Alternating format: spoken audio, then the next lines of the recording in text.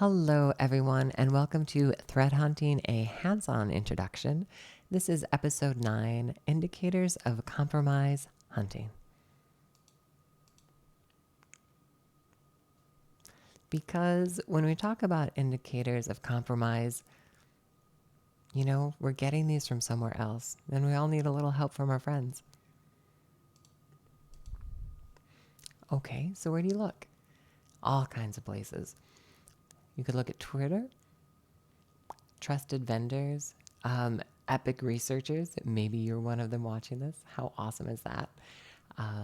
Conference friends, maybe threat feeds. You kind of curate it a little bit. Okay, now friends don't mean to lie, but sometimes they do unwittingly. Or perhaps more accurately, we don't always quite understand what they're telling us. All the caveats that might be involved or the situations that they're explaining.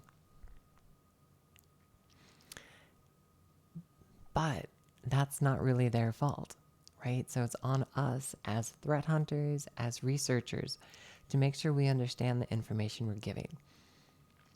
For instance, let's say a big corporation, maybe a government agency, puts out all of these rules, all of these indicators of compromise. And you're like, oh my gosh, I'm going to search for all of them. You do. And all of a sudden you find out your entire network is compromised because they're all hitting on this indicator of compromise. Your heart starts pumping fast. You start to call your director, your manager. Breathe. Maybe one of the indicators got in that has a high false positive rate. Maybe the back end uses Google APIs, right? So we just have to remember to keep our head and understand what we're looking at and not just blindly follow indicators of compromise. Trust, but verify. Okay, now here's another caveat. Not all indicators are equal, right? IP addresses.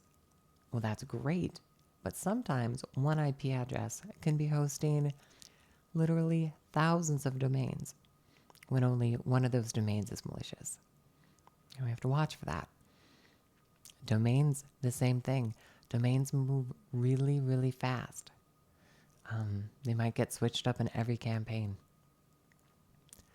Ports, again, are interesting, but you can tie any application to any port.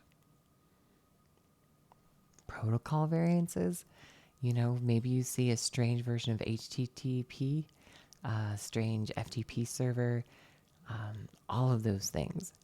They're interesting, but they're not always damning. Hashes, if you get a hit on a hash and you know that it's malicious, that's pretty awesome. But also know that a lot of campaigns now, the hash of the malware will change every 5 minutes. That is a lot of hashes. It's a lot of searching to go through. Certificates. This is an interesting one because depending on how the backend infrastructure is set up for the malicious activity, I have seen SSL certificates be used and linked to thousands of pieces of malware. And sometimes it's only a handful. So indicators of compromise can be good clues. If you get a hash, that's pretty awesome, but it can be very rare. And so sometimes we need to look at these in a totality, all together.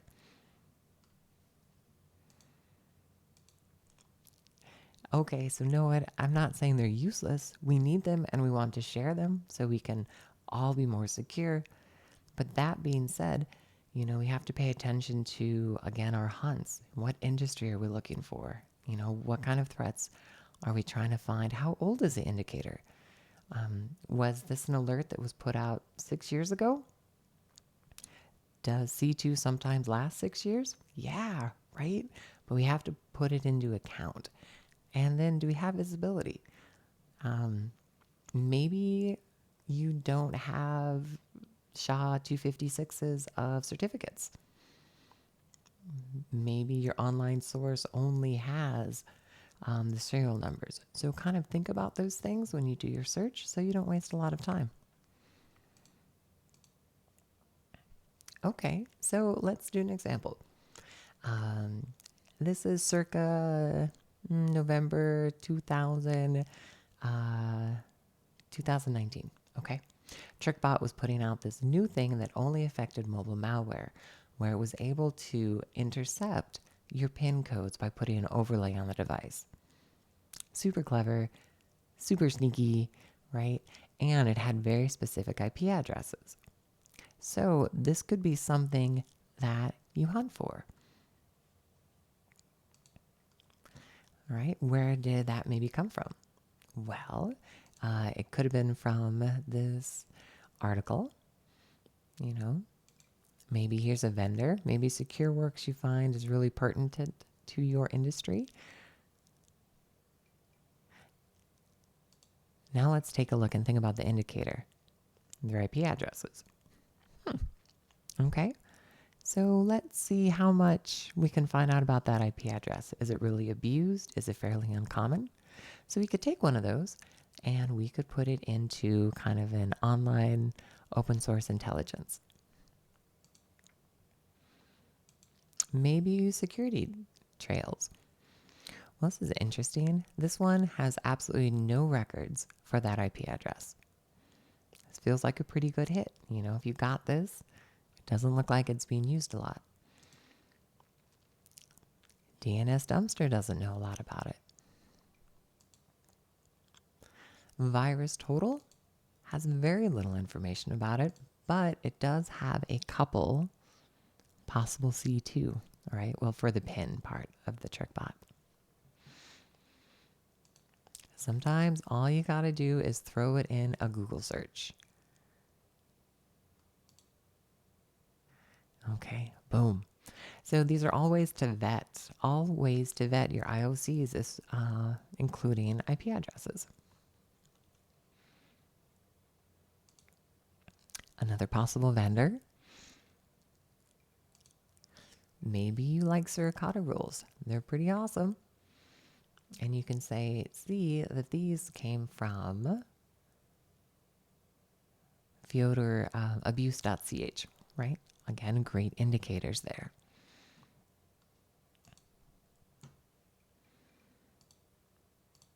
Okay, so let's take a look. Maybe we have some logs where we can find one of these IOCs. All right, so here's one. Not a lot going on in this particular log. In fact, pretty much the only interesting thing is we have an IP address, specifically a GET request for a, just bare IP address, which stands out. And also what looks like a Chrome extension coming down. Kind of fascinating, right? So if we had these IOCs and we hunted that out, that 107, 174, what we're going to find is, there you are. Yeah, we're going to find those. So then we can almost guarantee that somehow this traffic is related to Tripbot. And we can kind of pivot off of that.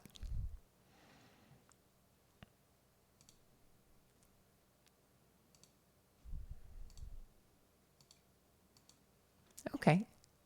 So with hypothesis and IOCs, they can be pretty basic, right? If you have a good IOC, you can make a pretty strong hypothesis. So this one might look like, if we see network traffic to that IP address, we vetted it, the only malice we know about is Tripbot C2, we probably have an issue. And we also know more information. We know that this only makes sense if the source is a mobile device, right? So we've got all these little extra things because we researched it on our IOC. Now, IOCs aren't just networks, right? They can also be endpoints, some of the best ones, right? be executables, they can be documents, they can be scripts, they can be any type of binary.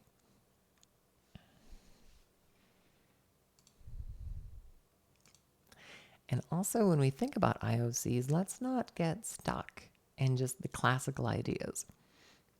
All right, so let's say you're looking at, you want to find rig exploit kit and you want to find IOCs for it. Well, rig often uses flash. So what if you could find the hash value for the flash exploit that rig primarily uses? The thought being that the exploit probably isn't going to change that much, and it will be kind of passed along through a lot of rig examples. So how could you go about finding that? Well, shocker, I have a couple ideas for you. For instance, any run, okay, you can search by actual, CVEs. So here we go. We've got a hash value for a flash exploit, right? And we can see we can get a lot of hits and they're all malicious, right? So that could be a pretty good IOC to use. All right, here's a similar idea using VirusTotal. So another kind of IOC you could use, maybe I'd like to pick IOCs that are probably going to be hard for the malware author to change, right? Something a little deeper. Network traffic is easy to change. Polymorphic malware hashes are really simple to change, right? But when we get into the guts of like an exploit, that makes it a little more difficult.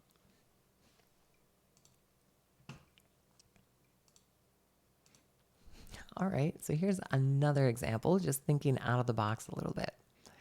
Now, living off the land binaries, right? Super hard to find, especially for IOCs, because generally every computer has them. Now, that being said, what if we looked for a specific one that gets abused a lot and is often downloaded with malware? PSExec is a legitimate tool, right, by sysinternals. And there's a number of different variations and versions of it. That being said, it doesn't change all that often. So it's not out of the ordinary to be able to find a hash value for each version. And that being said, when you find that hash, you can take a look at the user. Is this an administrator? And you could look at the name. Because the name, if it is legitimate, probably isn't going to be obfuscated. So let's take a look at this really quick.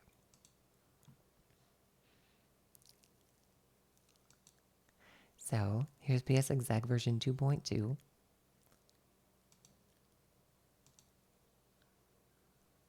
Let's see if I caught. Oh, I'm going to have to grab the hash for it really quick. So we could download it and take the hash. Sometimes they even put it in here. Looks like this one doesn't have it. But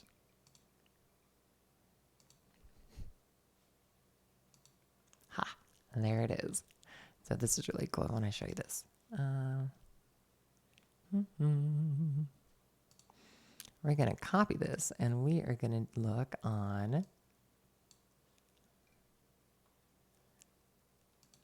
All right, I'm going to break the wall there really quick.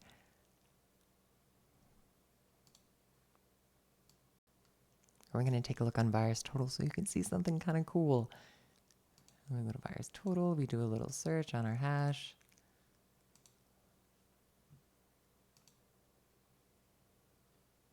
Details.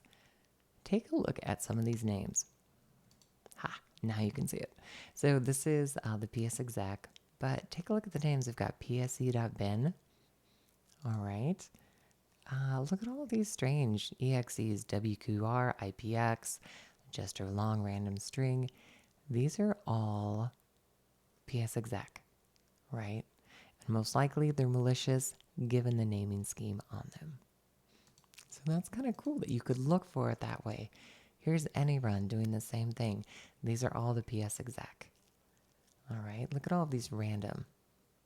And notice any run doesn't think any of these are malicious, right? So we have to be careful with our online tools because if I found that, I know something is going on. Um, a lot of online rats that are really common, you might find this with. Remcos is one you can buy, and you can just pull it down for yourself, grab the hash, and kind of pivot on it. I found it moving through SMB once with an obfuscated name, right? So these are kind of cool IOCs to take a gander at. Yeah. All right.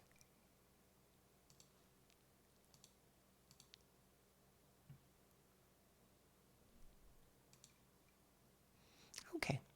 So, oh yeah, our hypothesis. Here we go.